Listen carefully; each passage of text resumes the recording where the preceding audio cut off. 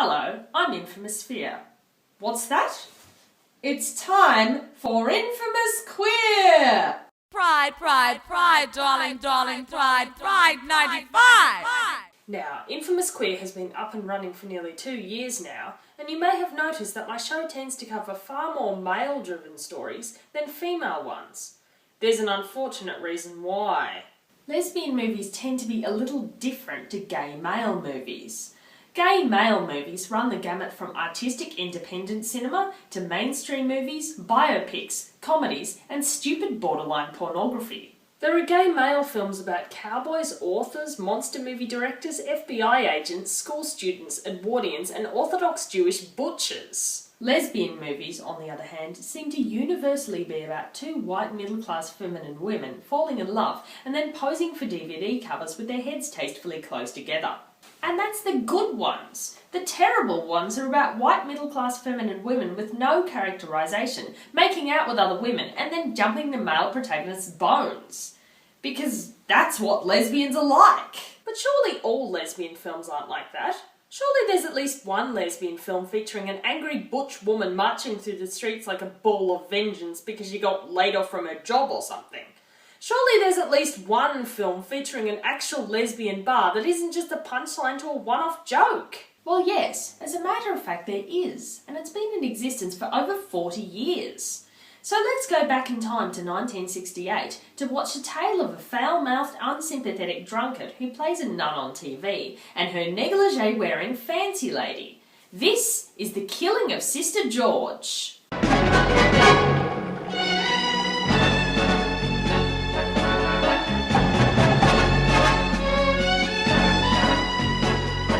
Ah yes, The Killing of Sister George. Originally a play, which is a phrase that fills me with an icy spine of dread. This film was directed by Robert Aldrich, who's best known for his films Whatever Happened to Baby Jane and The Dirty Dozen. The film tells the tale of an actor on a soap opera who plays a character called Sister George, a sweet, benevolent and goodly nun who is a friend to all the inhabitants of the idyllic town of Applehurst. But while the character of Sister George may be loved by all, the actor who has been so associated with the character that she now goes by the same name isn't quite so charming. In real life, George is what you might call hard to get along with. Listen, you miserable-looking cow. If you want to say something, why don't you get on with it? Darling, I was just trying... I know what you are trying to do. Why don't you shut your great big Australian mouth? You've no right to talk to me like that! Oh, go to hell! While George has been happy enough maintaining this dichotomy between her real-life self and the person she is on the show, her comfortable life is suddenly thrust into uncertainty when she learns that the writers of Applehurst are planning to kill Sister George off. They're going to murder me. They're gonna what? I've suspected it for some time. Strangely, George isn't too happy about this, as she knows she's burned far too many bridges and irritated far too many people to be able to get another job anywhere near as good as the one she's currently got. But rather than simply accept her fate, George decides to go down fighting, deciding that if she's going to be killed off, she's damned well going to bring down as many people with her as possible. From the start, we can tell that George is going to be a unique character. She's presented as a foul-mouthed drunk, but her brand of nastiness is funny, placing her on the same level as the typical unpleasant comedic character. Can you hear me, Childy? No. I have Emmeline here. And if you don't come out of the bathroom at once, I'm going to pull Emmeline's precious little head off. What's this? Gourmet food is always presented in little towers. What's that? Soup. We'll get it in a tower. Come on. What's this? Where are the turrets? It's rubbish! Start again! It's clear that we're supposed to identify with her and understand the reasoning behind her unquenchable grumpiness. However, much of George's behaviour falls into a very negative stereotype of lesbians. George is portrayed as a witheringly horrible, deeply unhappy woman in an unhealthy relationship with a younger woman whom she abuses and corrupts. I'm sorry. Are you? Are you really? This time an apology isn't going to be quite enough, is it? Down. Stay! You know the drill. She's incredibly possessive of Alice, her younger partner, and suspicious of Alice's fidelity and activities. Why do you always have to be so hysterically suspicious? Because you're a bloody little liar, that's why. You didn't have sandwiches with Mr. Katz. You didn't have lunch with Mr. Katz. You weren't in the office at lunchtime. If you must know, it was a perfectly innocent lunch with one of the girls who used to work in the office. Oh, is that so? Yes, that's so. One of the girls? Not all girls are raving bloody lesbians, you know. That is a misfortune that I'm perfectly well aware of.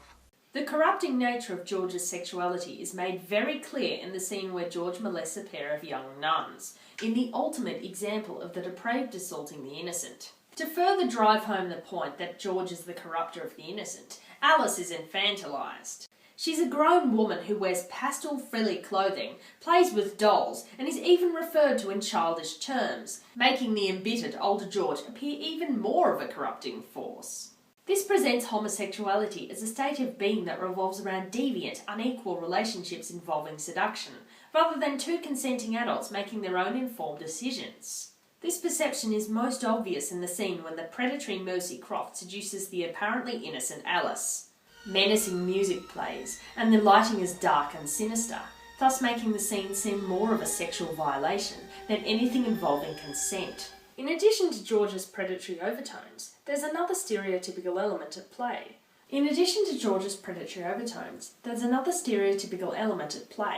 George refers to herself in the male sense a lot of the time, calling herself a bad boy. I say I'm sorry, if I've been a bad boy.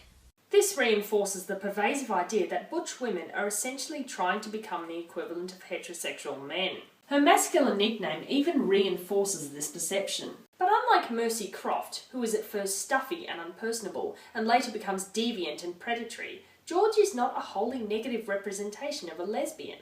She's a developed character, and while often cynical and unpleasant, she's also witty, realistically flawed, and human. We're not supposed to hate George. Instead, we almost admire her for her boldness, her refusal to care about what social norms require of her, and her brilliant ability to say exactly the sorts of things that we wish we could get away with. No, you're a really true friend, Leo. One of those rare human beings who can always smile in the face of adversity.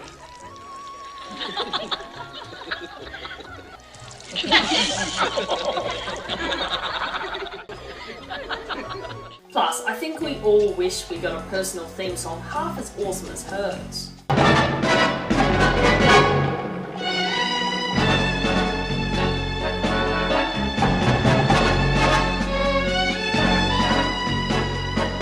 She may be depicted as a pathetic person, and the film doesn't end at all happily for her, but on the whole, George is a very strong character, and a memorable one. She's not even a villain, which is pretty amazing for a lesbian character from 1968, a time when most other queer women were ending their movies either as heterosexuals, in mental institutions, or dead. The film also doesn't revolve around a heterosexual woman being exploited by a predatory lesbian. Excepting the brief appearance of the nuns, there are no heterosexual victims. Interestingly enough, the killing of Sister George can also be read as a reaction against the trend to have LGBT characters be killed off. After all, what is the story about?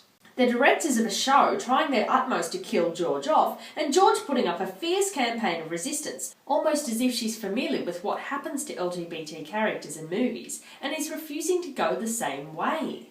Alice doesn't come across as well as a character, but she's notable enough in her own right. By the start of the film, it's clear that she's a queer woman, so she's not merely an innocent heterosexual woman damaged by corrupting lesbian forces. And although she's the femme to George's butch, she doesn't have the sexually alluring, seductive powers of the stereotypical feminine lesbian.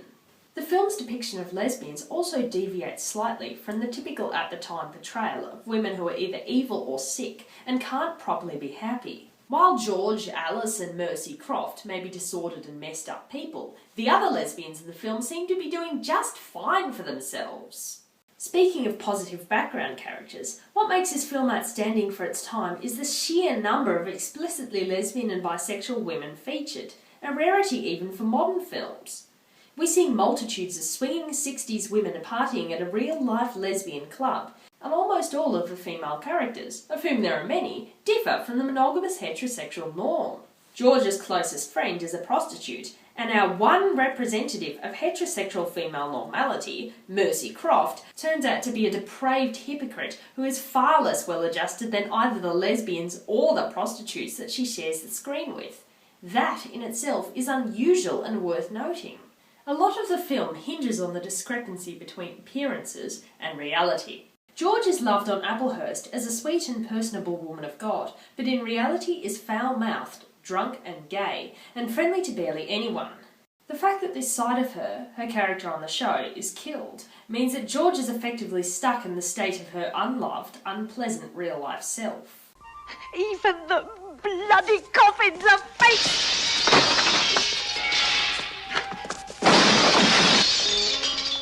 George has become her character in the eyes of the public, and thus is never referred to by her own name anymore. George, are you all right? What did you say? I said, are you all right? You called me George then, didn't you? You'll have to get out of that habit. Thus, when she's being ousted, she is in effect losing part of herself, and now has only the ugly reality of her life to contend with. But George, unlike Mercy Croft, is an actor. It stands to reason that she may well be different from her character in real life. And in real life, she's more than true to herself, making no secret of her relationship with Alice, and never bothering to disguise her caustic opinions and ugly moods. Freddie wants you back on the set.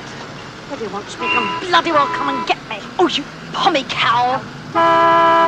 You think I'm too dim, too stupid to have any interests of my own? Exactly.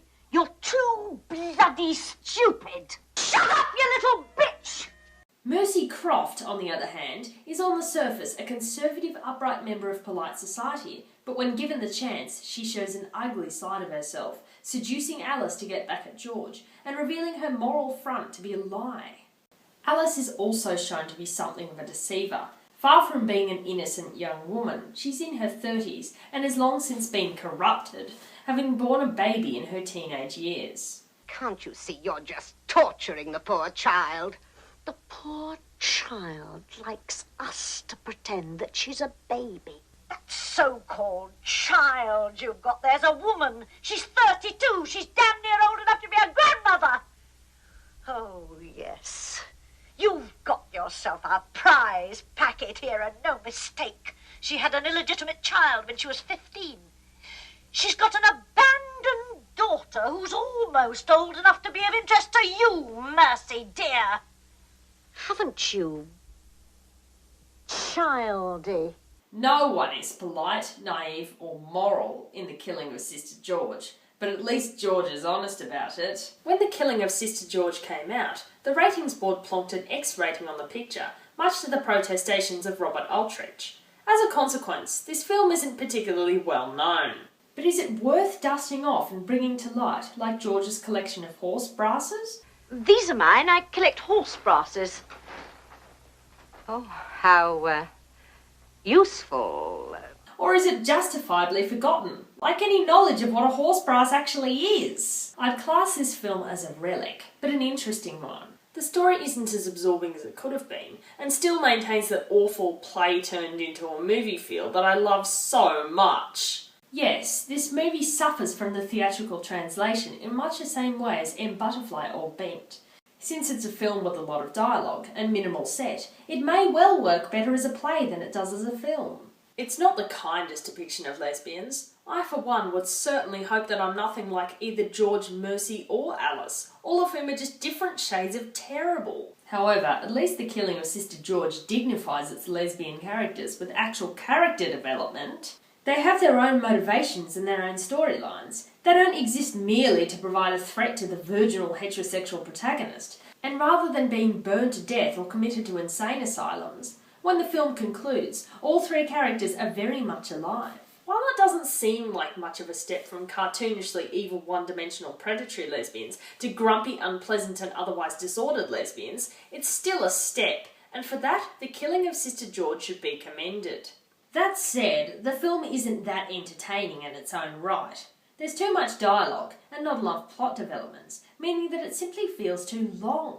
The visual style is workmanlike, with a limited variety in set pieces and cinematographic style, meaning that sometimes it can be a bit tiring to look at. But there's clearly some creative flair at work, which is no clearer than in the bombastic and dramatically orchestrated opening sequence. It's hard, watching this movie today, when we don't want to judge the LGBT characters negatively, but the film forces us to adopt a sort of air of loathing pity. We're shown that George can't help it, but her queer nature appears to be a disorder, rather than a normal aspect of who she is. And when Mercy Croft has sex with Alice, the film treats it in a perverted, lurid fashion. Sexual scenes in lesbian movies do have a tendency to be directed in a moderately exploitative way, even to this day, but at least they tend to be depicted positively. Sweet girl. Well, most of the time. This scene is a special kind of unsavoury, and it just makes me imagine people leering at the screen in a darkened cinema. So that was The Killing of Sister George. Should you watch it? Well, yes, if you're in any way curious about where lesbian cinema has come from. It's certainly a much more nuanced and intelligent work than The Lonesome Windows, and it's got a lot more depth than some of the more boring current lesbian movies out there. Plus, George certainly is the sort of character you don't see much in film. 1968 may have a lot to answer for, but all things considered, Robert Aldrich did a pretty decent job. And now, if you'll excuse me, I've got to go and watch some more queer female cinema. My show's been pretty light on films about raving bloody lesbians, which is a misfortune I plan to correct.